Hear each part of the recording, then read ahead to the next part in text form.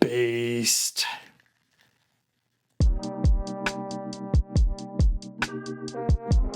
Let me just pause these for a second. So it seems like every movie nowadays is a video game movie. Just this past month we've had Mortal Kombat 2 and Super Mario Bros. 2. Last year we had Minecraft. Later this year we got another Resident Evil movie. Video game movies might just be the new superhero movies. So I figured I'd go through a list of the best ones. Now I know what you're thinking. Shane, there aren't any good video game movies.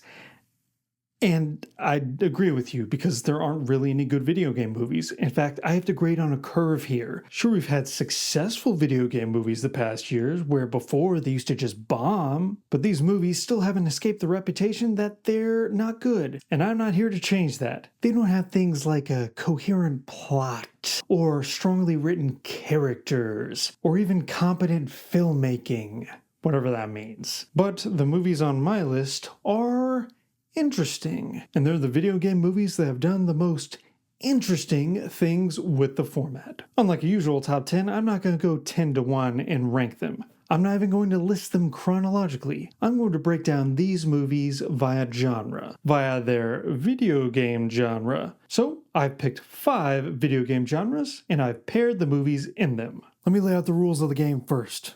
I'm only going to be talking about movies, theatrically released movies. No TV series, no miniseries, no straight to DVD or straight to streaming movies. And I won't be judging this based on lore or accuracy, because I don't care. I haven't technically played a new video game since the PS3, so you know where I'm coming from.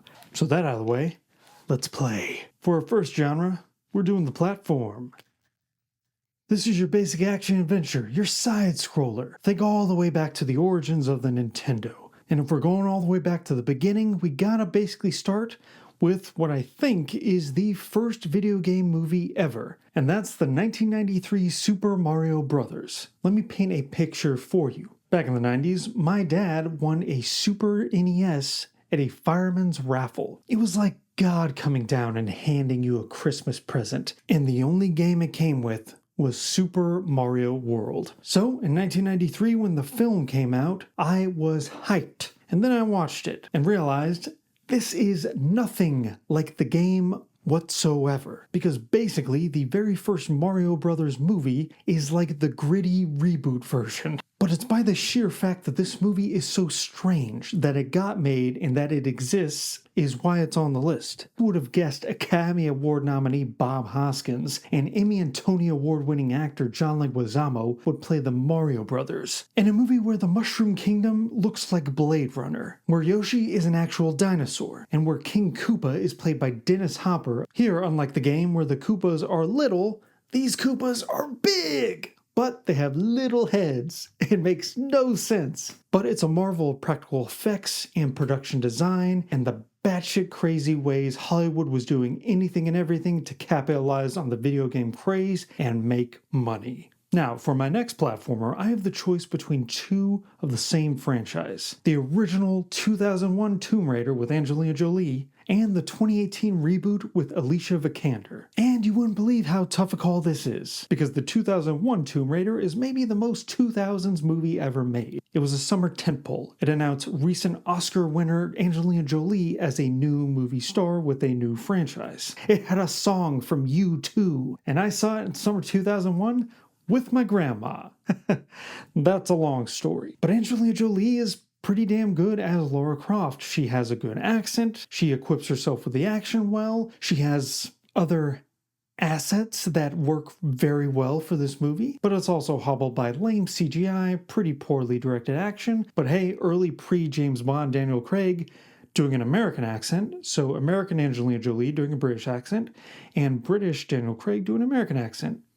Ain't Hollywood funny? But then you have the 2018 Tomb Raider with Alicia Vikander. This Lara Croft was a lot less objectified, and this movie is more of an action-adventure movie. It's more grounded. It doesn't have magical creatures or tablets or time travel like the Angelina Jolie one. It's like a female Raiders of the Lost Ark. Plus it has Walton Goggins as the villain, who's been trapped on an island for years and is just kind of annoyed and over it all. This was pretty much Vikander's only shot at being a franchise movie star, but she equips herself well, and she gives Walton Goggins' character a pretty gnarly death. So, do I go with nostalgia, or do I go with the technically better movie?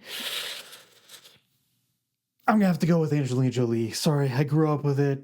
It's cheesy, but I have such a soft spot for it, and let's be honest, it's the best Angelina Jolie ever looked. Fight me. Our next genre, survival horror. And I'm going to focus on two big franchises here. In the early PlayStation days, survival horror games were the huge thing. You would stay up late at night, in the dark, at wee hours of the morning, and scare yourself silly going down dark corridors. And there's two big video game franchises that have jumped to the big screen and capitalized on this. There's been no less than 8 Resident Evil things, 6 movies, a reboot movie coming out, and then there's that Raccoon City thing. And even though it isn't technically good, I'll stick up for the 2002 Resident Evil, the first one. Does this resemble the game a lot?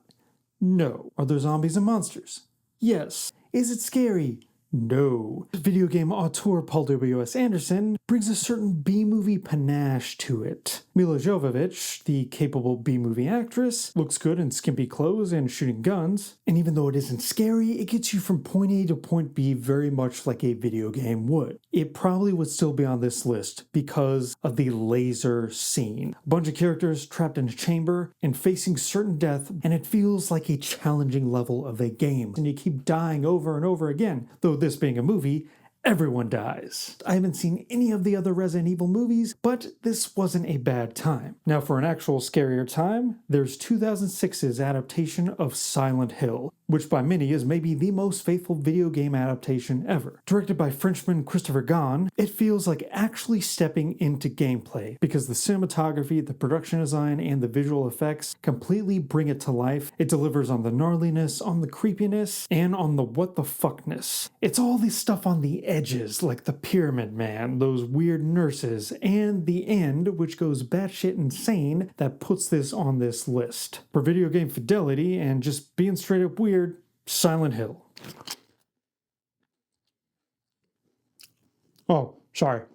Got a carbo load. Our next genre is technically RPG, and this is where I might lose some people, because these two films in this genre are universally reviled. My first movie based on a role-playing game is 2001's Final Fantasy: The Spirits Within. Now, I know there was a lot of drama in getting this movie made, and the creators changed, and there was a back and forth, and this in no way resembles the Final Fantasy games leading up to the movie, but this was the first fully CG animated film, and even though the CGI does not hold up, and even though the story is sci-fi gobbledygook, the film is such an interesting artifact of when IP met technology, which bombed. But if you look past the plastic-looking people, there's a cool sci-fi film in here. One that's propped up by gravitas, by taking the material seriously, and by an incredible score from Elliot Goldenthal. You definitely have to take this for the time it was made. Give it a shot. I think it deserves to be on the list. And my next RPG might be one of the most hated video game movies of all time. It's 2016's Assassin's Creed. Now, mind you, I think I played these games once. And a lot like Final Fantasy, everything is taken so seriously. You have Academy Award nominee Michael Fassbender, Academy Award winners Marion Cotillard and Jeremy Irons in the cast, and Fassbender's a death row inmate who gets a second chance by being put in the Assassin's Creed program, and he goes back to the Spanish Inquisition, and there's some okay action and jumping around and hopping. Everyone who made this movie, including the director Justin Kurzel, is so overqualified. It makes it absolutely fascinating to watch this. It's nowhere near a disaster, and it deserves a second look. Guess what we're doing next? Racing, baby!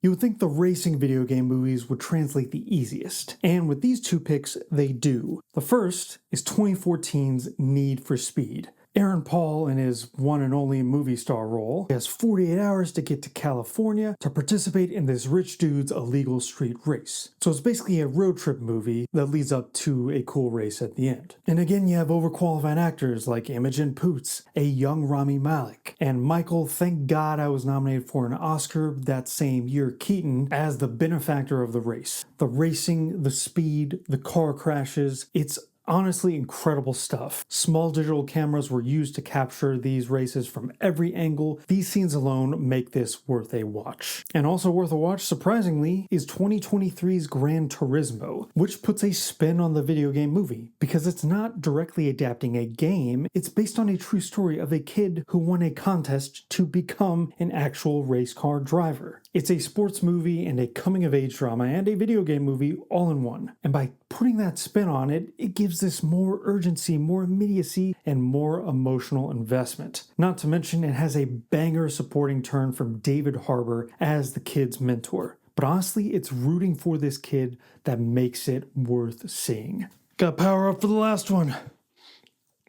Our last genre is fighting. Fighting games might be the most primal of all video game genres. So I'm going to go back to the video game movie origins, 1 year after Super Mario Bros., and go with the camp classic Street Fighter. Now, this is not a good movie, I will admit that, but is it a fun one? You can't deny that. Yes, what was derided upon release has now kind of been reclaimed as a nostalgic classic, which pretty much took Street Fighter 1 and 2 and crammed all of them and every character into a 90-minute movie. You have Jean-Claude Van Damme, you have the hottie 1-2 punch of Kylie Minogue and Ming-Na Wen, you have Wes Studi, and you have a genuinely terrific yet sadly final performance from Raul Julia as General Bison. If this movie has anything, it has his performance, which lends it gravitas, because he's relishing every line, every scene, winking at the camera, and he did all of this while he was dying of cancer. If you go along with the silliness, which, let's be honest, video games are silly, then you can't not find it entertaining. Super dumb,